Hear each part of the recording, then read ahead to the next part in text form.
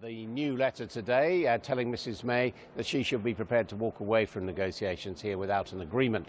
Richard Tice is the co-chair of Leave Means Leave, the organisation behind the letter. He joins us from Westminster. Good morning to you, morning, Mr Adam. Tice. Are you saying, bearing in mind that we've seen the draft conclusions and they say insufficient progress has been made and we don't even know if the French and Germans will go that far, that Mrs May basically shouldn't bother come here today at all and should start walking away now? Well, it's a serious question. Of course, it's right to try and persuade them, but the reality is we mustn't allow ourselves to be trapped into a corner where the EU think that we will sign up to any deal, and so they just delay it, and eventually we've got no choice. If they don't believe that we're prepared to walk away and go to WTO rules and organise the technical issues around that, then they're going to continue to try and seek to maximise the damage on the deal that we do. It's like anything in business. If you're not prepared to walk away, then you will end up with a bad deal, and that is the basic premise on which the government has to conduct this negotiation. It gives some confidence to businesses, to public and consumers alike that actually, if we go to WTO, that's absolutely fine as a base case. And by the way, let's remember, on that scenario, then the EU wouldn't get the generous offer that the Prime Minister has already made in Florence.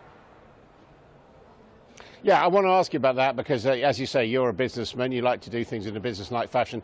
I'm sure you honour your contracts, and isn't it just simply a fact that Britain, as a member of the European Union, entered into some commitments which it says it will honour, and shouldn't it just get on and do it? Well, legally, as the House of Lords has confirmed, actually, there is no legal obligation to pay anything post-March 19, but the Prime Minister quite rightly has said we've made some commitments until the end of the current budget period. You know, that's a significant sum of money. All they've done in the EU is they've banked it, and they've said that's not good enough. We can't negotiate against ourselves, and this suggestion that we should be paying ad infinitum really is just nonsense. Well, no one's saying that. No one. It's just that neither side has put a figure on it. And just been talking to some expert correspondents here.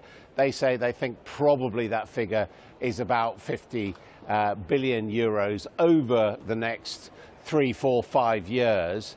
Would you okay that?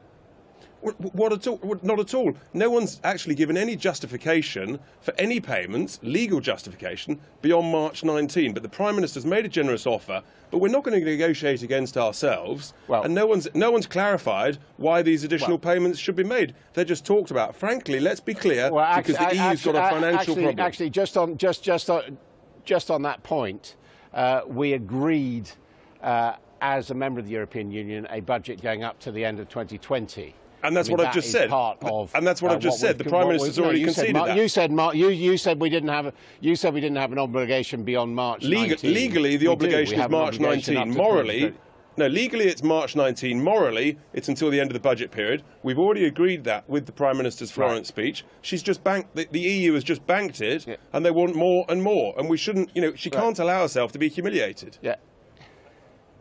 Isn't the truth really that this letter is designed to stick a spoke into the attempts to reach an agreement? Because Leave Means Leave would like leave to mean exactly that, and for us to go straight to WTO terms. Well, leave clearly does mean leave, and there are many people in Westminster who are trying to stop us leaving, or trying to make us essentially just a Brexit member of the European Union. Look, it's right to try for a free trade deal, but there comes a point at which you have to say that's not going to be possible in the time frame, so let's put that to one side. Let's actually just focus on the technical and administrative arrangements in order to go to WTO. That's what we're saying, and you can't leave that too late. That's the point. That's the point. Your real problem is that it might just be possible, and you don't really want that. No, not at all. Look, the problem is the longer you leave it, the less time you've got to put in place the alternative arrangements, and therefore you get trapped into a really bad deal. This is basic negotiating techniques, and if people in Westminster can't understand that... The counter-argument is that if you prepare for no deal, you get trapped into that.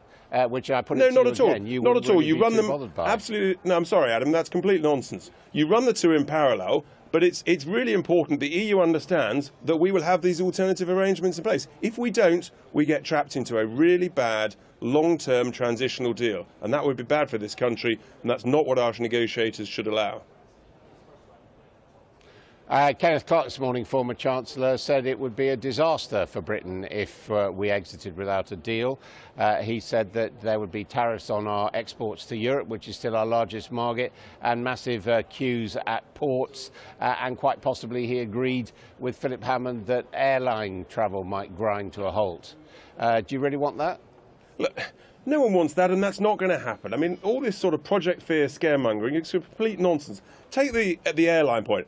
The Civil Aviation Authority is the third biggest aviation authority in the world. We can do a deal very quickly with the United States FAA, you know, to deal with air issues. No one's suggesting that airplanes are going to be stuck on the runways. Let's just look at the issue of ports. Let's look at the issue of ports. Only 2%. What do we gain? It's really important. It's really important to stop this scaremongering. No, what do we Unless go only if we 2% move from being regulated in Brussels to being regulated in Washington?